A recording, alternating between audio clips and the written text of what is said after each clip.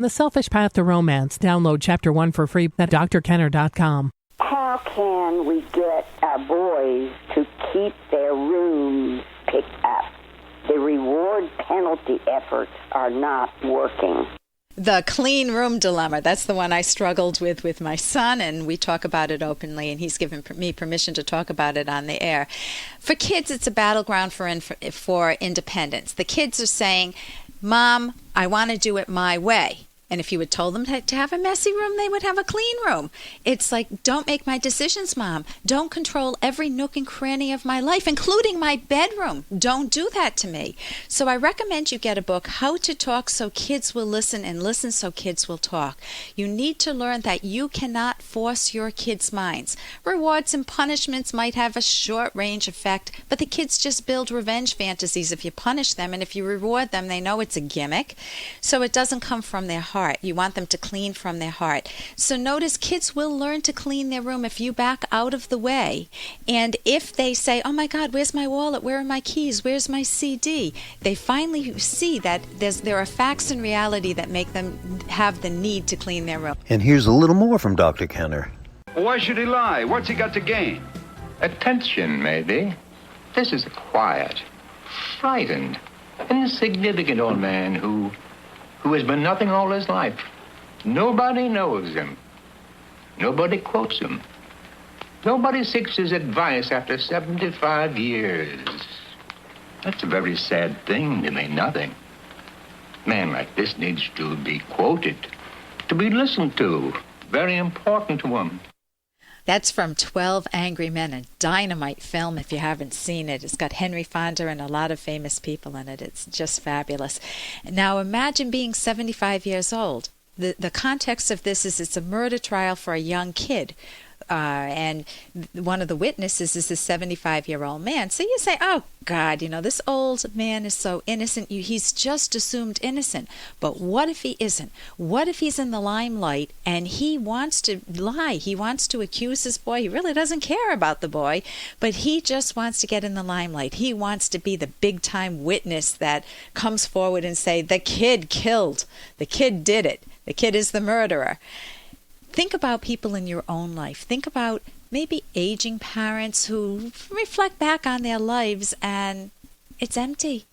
They didn't live the lives they want. They lived in the shadows of other people, or they just never made the effort to enjoy their life. And so now they're a rabble-rouser as they're getting older. They're cantankerous, they're angry, they're resentful, they're envious of people who are living their lives. If you're dealing with one of these aging parents, these elderly parents, it's very tough to do that. I have a close friend of mine is dealing with that right now with one of her family members.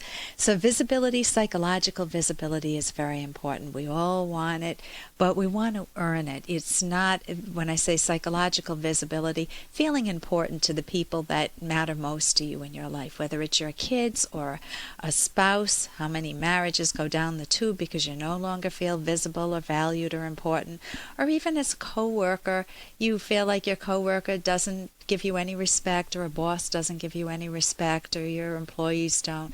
Those are the types of issues you can pick up the phone and call me on right now. I'm Dr. Ellen Kenner, and my show is The Rational Basis of Happiness. That means this show's for you. Your happiness matters. You can pick up the phone and give me a call on any question that you would ask a counselor or a therapist. And of course, it's not therapy. It's a time for me to give you some advice and possibly put you on a better track. And if you need therapy, you can pursue that also. My number's toll free. You can jot this down. 1-877-Dr. That's toll free. 1-877-DRKENNER. And also visit my website. It's drkenner.com. So you can pick up the phone right now and give me a call if you'd like. Now, my husband and I recently, we took a trip to Boston and back, and we got in the bus and we're behind two young teenage girls.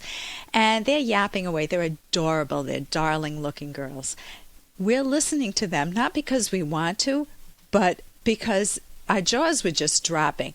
They're talking about friends and boyfriends, and what struck us about their conversation was was not what they were saying. I didn't retain a thing of what they said about all the gossip going on. But really, their style. The conversation went something like this. I don't know.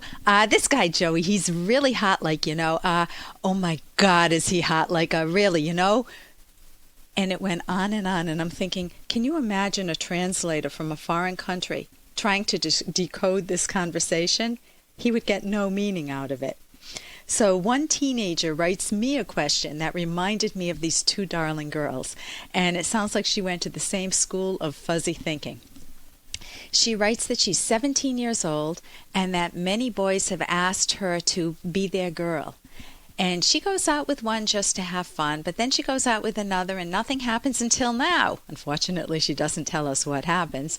And she begs, help me and teach me how to, the two is the numeral 2, how to make a decision in my life, cause, C-O-Z, I'm always confused.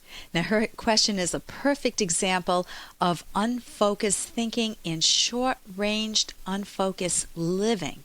For more Dr. Kenner podcast, go to drkenner.com and please listen to this ad. Here's an excerpt from The Selfish Path to Romance, the Serious Romance Guidebook by clinical psychologist Dr. Ellen Kenner and co-author Dr. Edwin Locke. Another virtue that makes you lovable is pride. Many people believe that pride is a vice. We all dislike pompous, boastful people, but these people feel false pride. Their pomposity and boastfulness serve to hide their inner doubt. Martyrs can also feel false pride for having given up all self-value for the sake of others, but they end up feeling resentful, cynical, and empty, and depressed. We view real or earned pride as a virtue. It results from the desire to be moral, or more succinctly, a consequence of your moral ambitiousness. You earn a sense of pride by deliberately practicing the virtues and building them into your character. You can download Chapter 1 for free by going to drkenner.com, and you can buy the book at amazon.com.